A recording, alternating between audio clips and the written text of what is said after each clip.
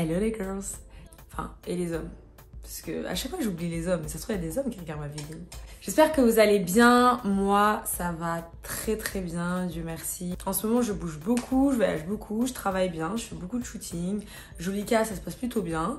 Donc je me suis dit, bon, là je suis dans une bonne vibe. Aujourd'hui, je vous raconte ce que Miss France m'a apporté. Action!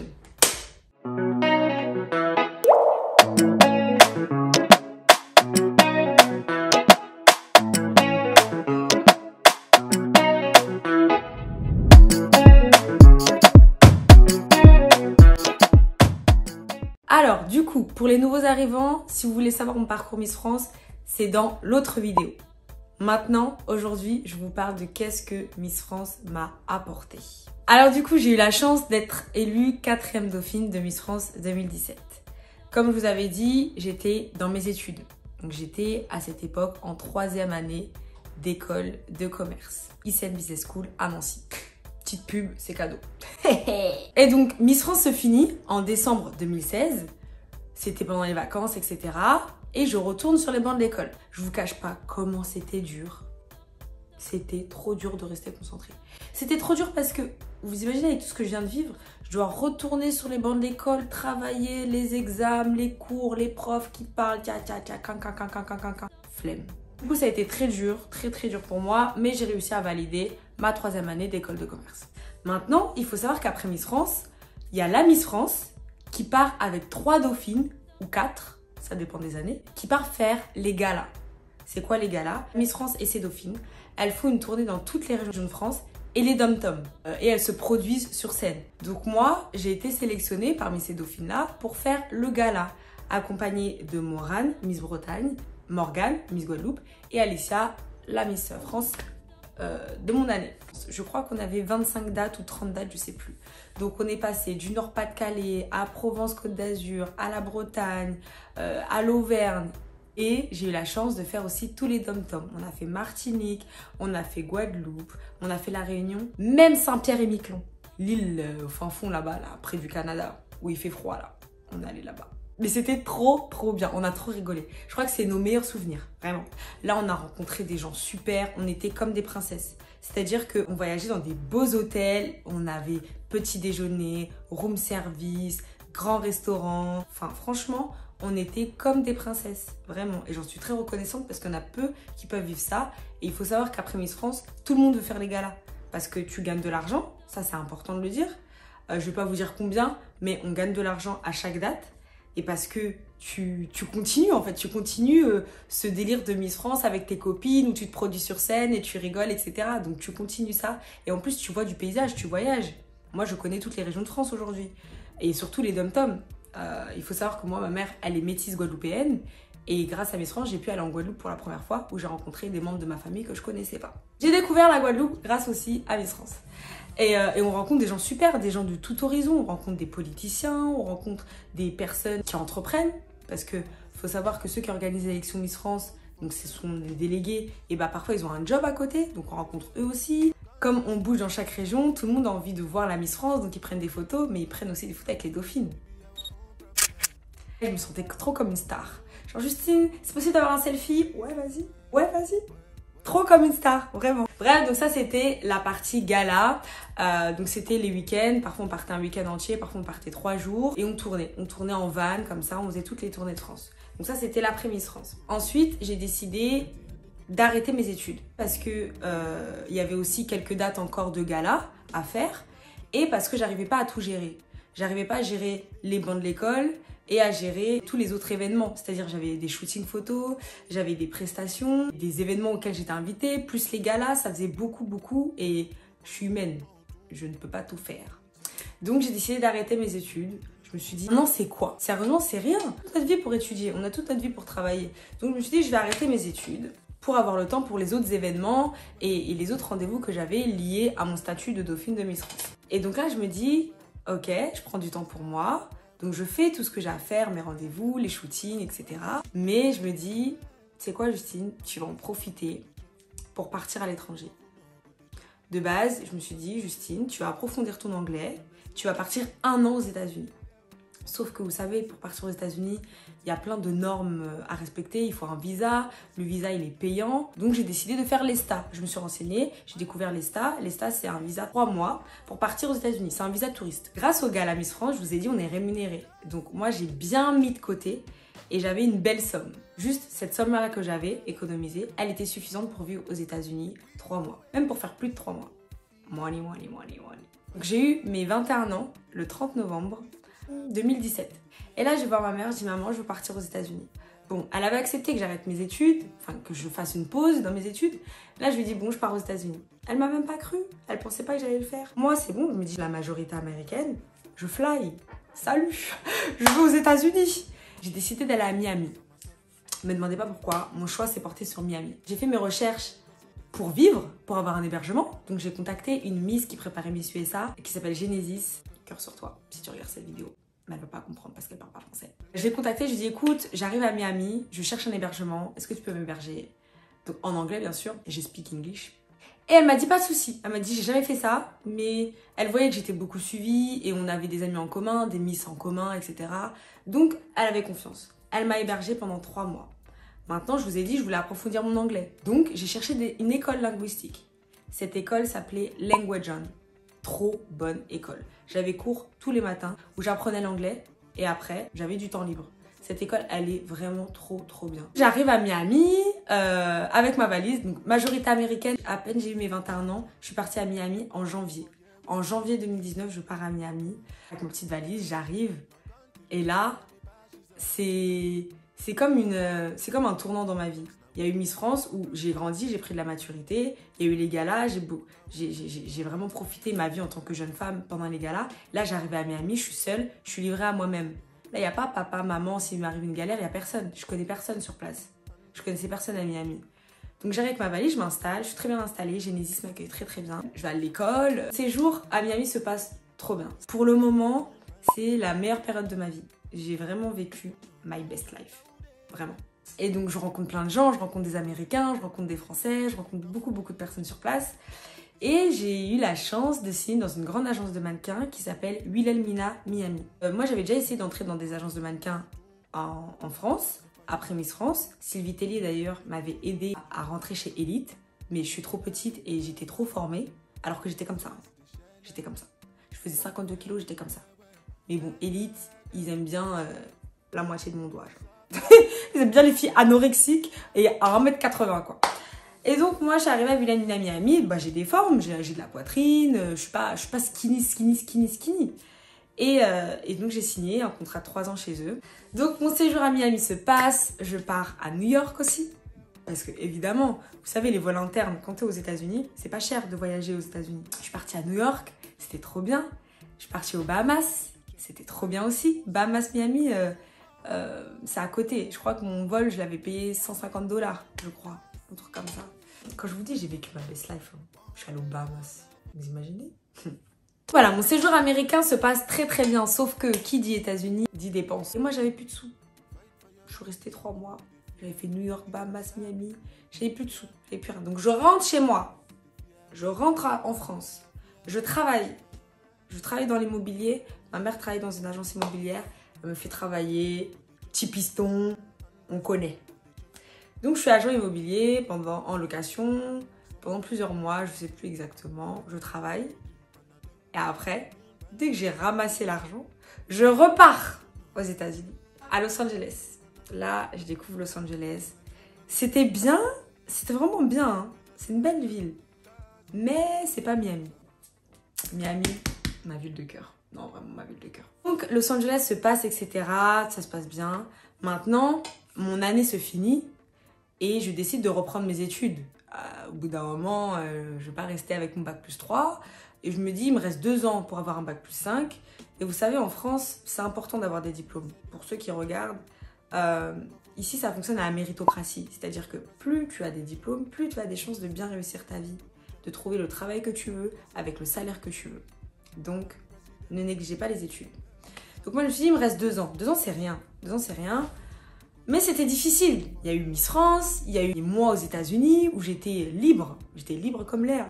Donc, je me dis, bon, allez, Justine, retourne à l'école. Sauf que j'allais pas retourner vivre à Nancy, dans ma province. Même si j'aime Nancy. Nancy, c'est ma ville.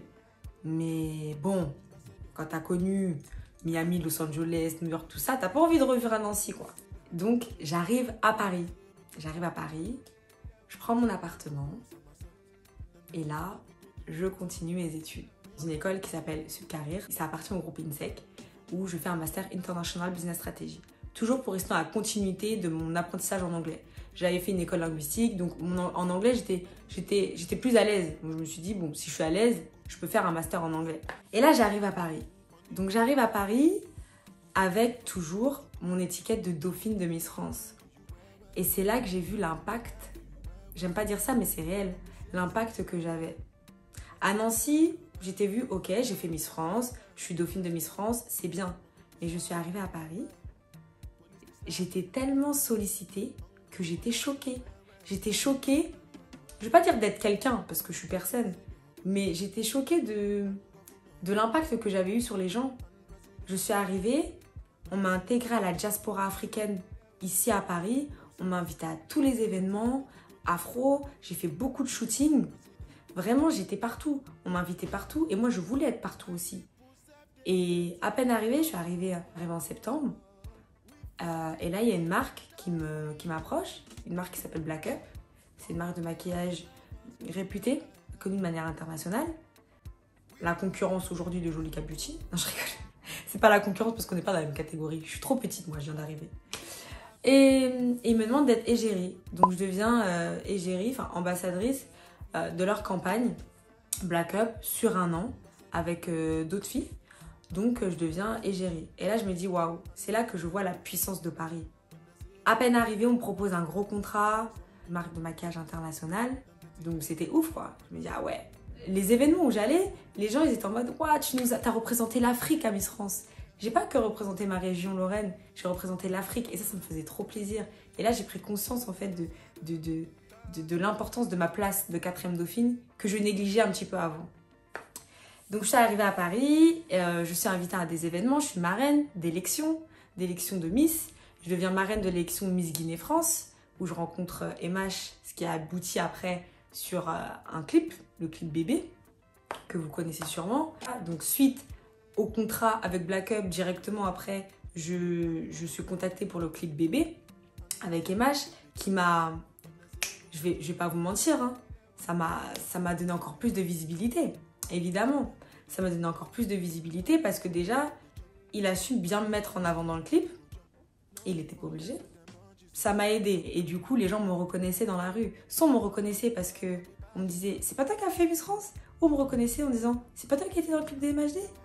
Donc voilà comment j'ai eu aussi de la visibilité. Et tout ça, si vous réfléchissez bien, c'est lié à Miss France, c'est lié à ma participation. Donc je fais le clip.